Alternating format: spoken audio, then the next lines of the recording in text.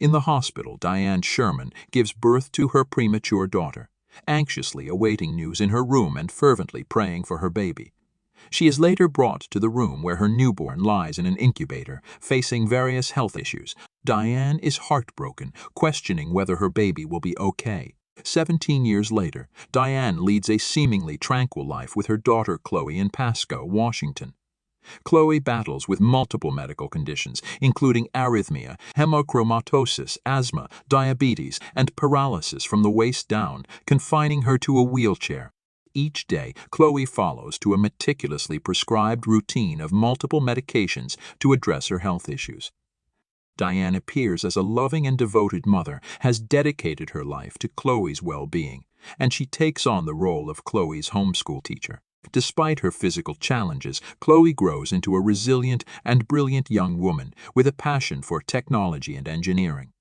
Her dream is to attend the University of Washington. Chloe eagerly awaits college admission letters. Each time the mail truck arrives, she rushes to the door, but her mother retrieves the mail before her. Diane informs Chloe that there is nothing for her yet, but promises to deliver it promptly once it arrives. One day, Chloe attempts to sneak chocolates from the bag of groceries, but discovers a bottle of green pills with Diana's name on the label. When Diane hands it to her later that night, Chloe questions if they are meant for her. Diane claims that it was just the receipt wrapped around the container. Diane's responses prompt Chloe's suspicions to grow. The next day, Chloe takes the bottle from the medicine cabinet and goes back to her room, trying to investigate further. She finds a pharmacy label with her name covering the original, revealing Diane as the patient. Chloe begins questioning whether her mother is helping her or hurting her and decides to stop taking the pill. At night, Chloe sneaks out of her room and attempts to look up the name of the drug, trigoxin, on the internet, only to find that the house has no internet connection. Unbeknownst to her, Diane is sitting in the dark staring at her. The next day, while Diane is working in the garden, Chloe seizes the opportunity to call a local pharmacy from her mother's bedroom, the only room with a working phone. Unfortunately, the pharmacist recognizes the number, assuming it's Diane, forcing Chloe to hang up, fearful that her mother will return any minute. She chooses to dial a random number, asking the stranger to look up the drug. The man informs her it is a heart medication, and the picture shows a small red pill. Staring at the green pill, Chloe is shocked and decides to figure out what her mother is giving her.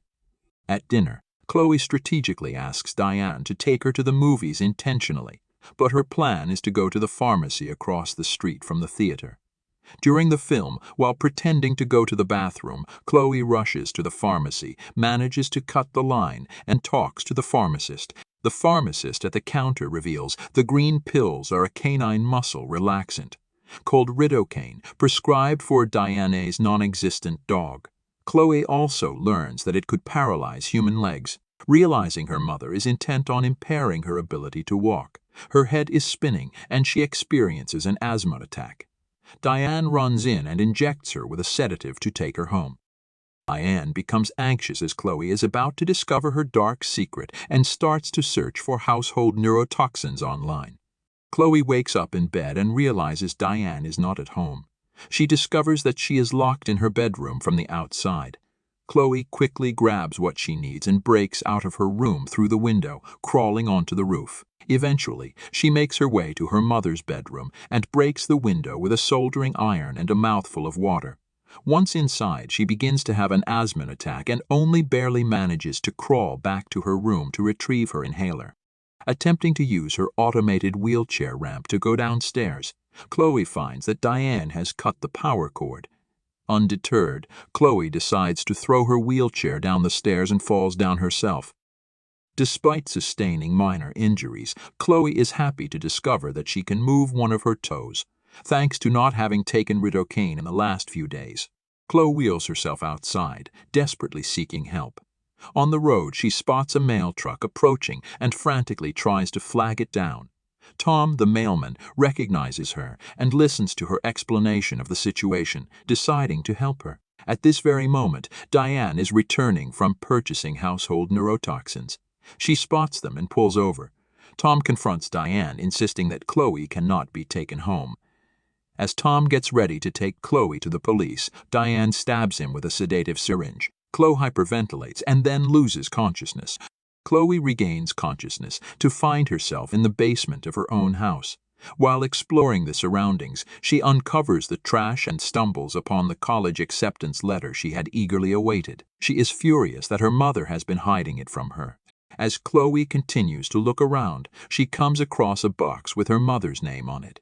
Driven by curiosity, she attempts to reach it, only to discover that her wheelchair is secured to a sturdy pole with a steel chain. Chloe crawls to reach the box. The documents within unravel more shocking secrets. Diane's biological daughter had tragically passed away just hours after birth. As Chloe sifts through the box, she finds a cut newspaper article with the headline "Newborn Baby Snatched from Hospital." The realization hits her that she was the infant mentioned in the article, and all her childhood pictures show that she could walk as a child. When Diane enters, Chloe confronts her, accusing her of intentionally making her sick and poisoning her. Diane insists that everything she ever did was for Chloe's well-being and protection, asking her to forget everything and start over just like it used to be. Chloe then notices blood on Diane's sleeve, realizing that she killed Tom. Chloe is terrified and tells Diane that she did everything only for herself to feel needed. Diane denies it and prepares a syringe to inject Chloe. Chloe backs away into a closet and locks the door, horrified but realizing that her mother wouldn't let her die.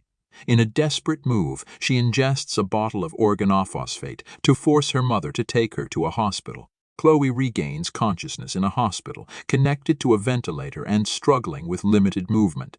Despite Diane's insistence on discharging her daughter, the medical staff refuses until Chloe undergoes a mental health evaluation, sensing Diane's intention to abduct her again. Chloe signals a nurse that she wants to write something. The nurse provides her with a crayon and paper. As Chloe attempts to communicate through writing, a code blue is announced, prompting the nurse to leave hastily. Diane takes advantage of this situation. She sneaks in and ties Chloe to a wheelchair to escape. When the nurse returns, she finds an empty bed and discovers Chloe's writing mom on the paper. The nurse immediately alerts security, desperate to find an exit.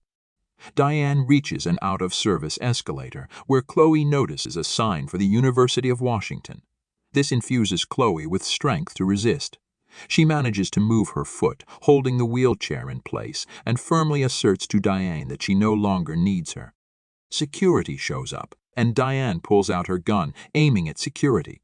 Diane is shot in the arm and tumbles down a flight of stairs, left incapacitated. Finally, Chloe is safe. 7 years later, Chloe has made progress in her mobility, using a cane to walk a little bit, and she regularly makes visits to Diane at a correctional facility.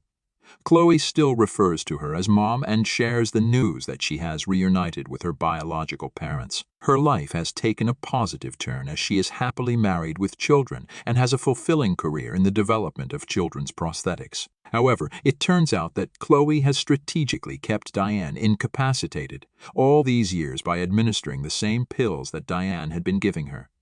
With fear etched on Diane's face, Chloe softly says, "I love you, Mom." Now open wide. Thanks for watching. Please like, share, and subscribe.